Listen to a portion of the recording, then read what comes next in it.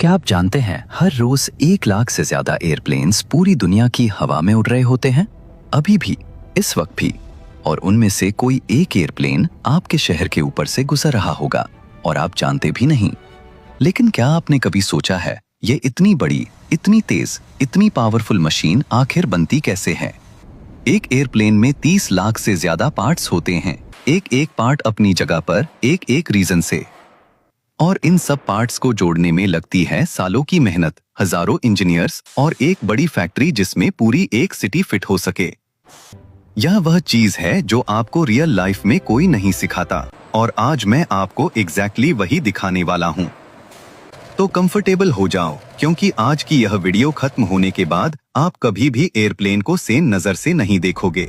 तो सबसे पहला काम शुरू होता है एक ड्राइंग बोर्ड से, या आज के जमाने में बोलूं तो एक बड़े कंप्यूटर स्क्रीन से।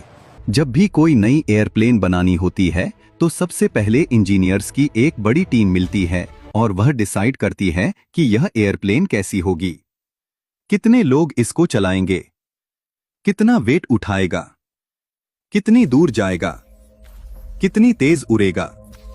यह सब सवाल पहले पूछे जाते हैं और फिर शुरू होती है डिजाइनिंग, मतलब कंप्यूटर पर एक एक पार्ट ड्रॉ किया जाता है एकदम डिटेल में। एक बड़ी एयरप्लेन में अलग अलग 30 लाख से ज्यादा पार्ट्स होते हैं। हाँ भाई, 30 लाख। तो सोचो कितनी बड़ी प्लानिंग होगी।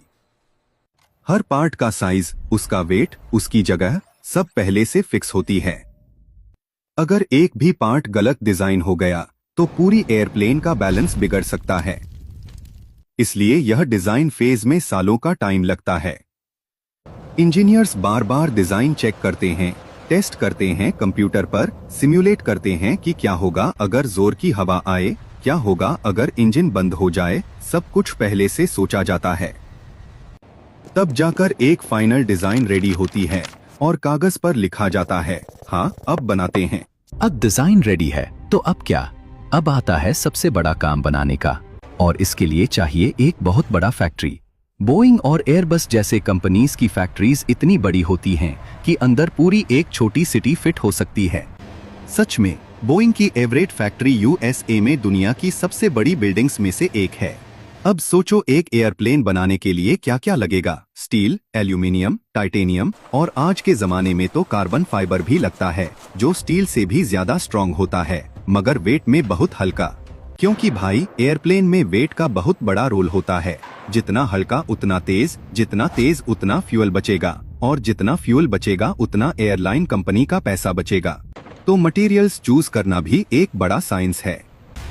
हर मटेरियल को पहले टेस्ट किया जाता है एक्सट्रीम कंडीशंस में, -60 डिग्री टेम्परेचर पर भी काम करे और एक्सट्रीम हीट में भी न पिघले।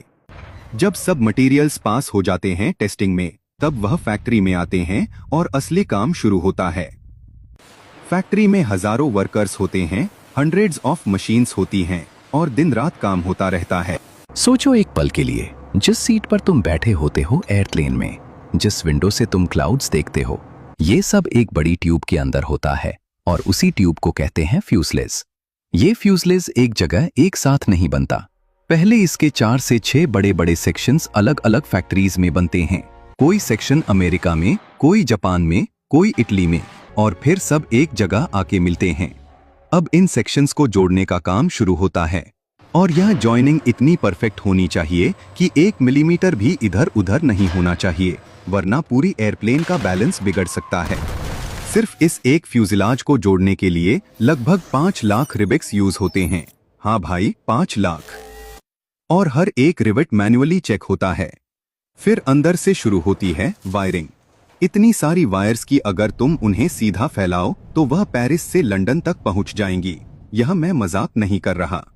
उसके बाद लगता है इंसुलेशन, फिर फ्लोरिंग, फिर विंडोज। हर एक विंडो का फ्रेम इतना स्ट्रांग होता है कि एयरप्लेन की बॉडी का प्रेशर और फोर्स वह अकेला हैंडल कर सके। और यह सब करते करते सिर्फ फ्यूजलाज बनाने में ही काफी हफ्ते निकल जाते हैं, और तब भी एयरप्लेन आधी भी तैयार नहीं होती। इसलिए कहते हैं भाई, एयरप्लेन बनाना कोई सिंपल काम नहीं, यह एक जिंदा सांस लेती हुई इंजीनियरिंग है, जिसे तुम हर बार एयरपोर्ट पर देखकर बस गुजर जाते हो। अब बात करते हैं उस चीज की जो एयरप्लेन को एक्चुअली उड़ाती है। हाँ भाई, विंग्स। विंग्स वह हिस्सा हैं जो पूरी एयरप्लेन की जान होती हैं। बिना विंग्स के एयरप्लेन सिर्फ एक बड़ा डब्बा है और कुछ नहीं। तो विंग्स कैसे बनती हैं? पहली बात, विंग्स अंदर से बिल्कुल हॉलो नहीं होती जैसे हम सोचते हैं। अंदर एक कॉम्प्लेक्स स्ट्रक्चर होता है, जैसे एक स्केलेटन होता है इंसान के अंदर, बिल्कुल वैसा। इसके अंदर रिब्स और स्पार्स होते हैं जो विंग्स को स्ट्रॉन्ग रखते हैं। और विंग्स का शेप वह स्पेसिफिकली ऐसा डिजाइन किया गया होता है कि जब हवा उसके ऊपर से गुजरती है तो एक लिफ्ट क्रिएट होती है जो एयरप्लेन को ऊपर उठाती है।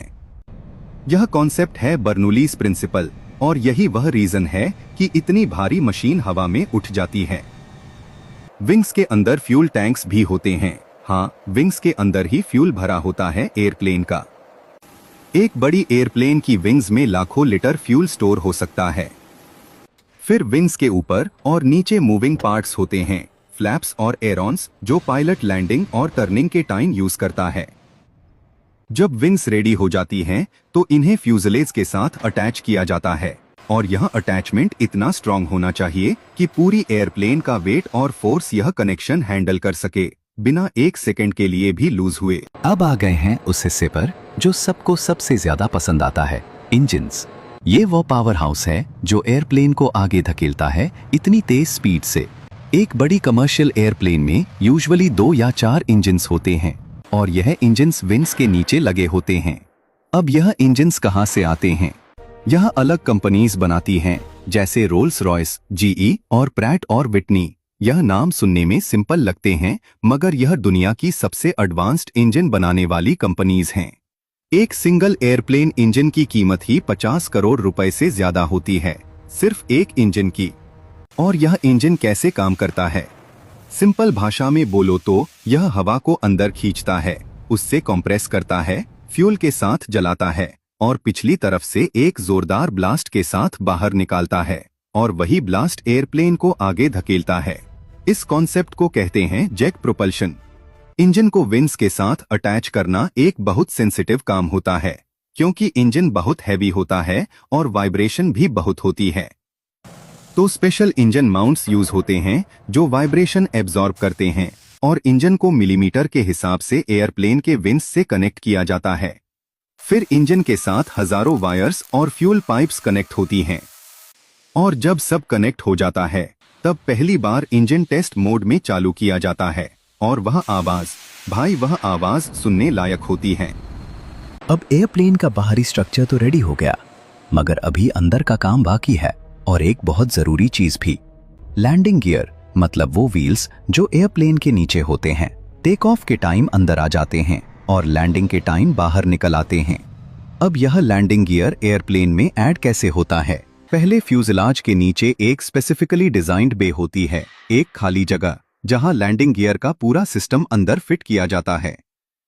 यह व्हील्स सिर्फ व्हील्स नहीं हैं, इनके साथ पावरफुल हाइड्रोलिक सिस्टम्स होते हैं जो लैंडिंग के टाइम इतना बड़ा झटका अब्सॉर्ब करते हैं जितना एक बड़ी गाड़ी एकदम रोक लेने जितना होता है, मगर आराम से। अब अंदर की बात करते हैं। सीट्स, ओवरहेड बिन्स, बाथरूम्स, गैली यानी किचन एरिया, यह सब भी एक एक करके फिट होता है। सब कुछ प्लान्ड, सब कुछ कैलकुलेटेड। जब सब फिट हो जाता है, तब शुरू होती है final checking, electrical check, hydraulic check, fuel system check, communication system check. यह चेकलिस्ट इतनी लंबी होती है कि इसे कंप्लीट करने में ही काफी दिन लग जाते हैं, क्योंकि एक भी चीज मिस नहीं होनी चाहिए। आखिर में हजारों लोगों की जान इस मशीन पर डिपेंड करेगी। जब सब टेस्ट हो जाता है, तब आता है वो सबसे एक्साइटिंग मोमेंट, जब पूरी तरह तैयार एयरप्लेन पहली बार रनवे पर आती है। इंजन्स रोर करते हैं, व्हील्स जमीन छोड़ते हैं, और वो मशीन जो कभी सिर्फ ड्राइंग्स में थी, आज आसमान में होती है। टेस्ट पायलट्स इस एयरप्लेन को हर एक्सट्रीम कंडीशन में टेस्ट करते हैं। तेज हवा, बारिश और एक्सट्रीम टेम्परेचर, हर सिचुएशन में ये प्रूव करना होता है कि ये मशीन हजारों लोगों की जिंदगी संभाल सकती है। जब टेस्ट फ्लाइट्स पास हो जाती हैं, तब मिलती है गवर्नमेंट की ऑफिशियल अप्रूवल। मतलब यह कंफर्म हो जाता है कि यह एयरप्लेन सेफ है और फ्लाइट के लिए रेडी है। नए कलर्स में पेंट होती है, एयरलाइन का लोगो लगता है, और वह एक नई जिंदगी शुरू करता है। सोचो जरा, जिस एयरप्लेन में तुम बैठकर सफर करते हो वह किसी न किसी के सपने, मेहनत और इंजीनियरिंग का रिजल्ट होता है। अगर यह जर्नी तुम्हें पसंद आई हो तो वीडियो को लाइक करो, शेयर करो अपने दोस्तों के साथ और सब्सक्राइब जरूर करो, क्योंकि आगे और भी ऐसी अमेजिंग जर्नीज आने वाली हैं।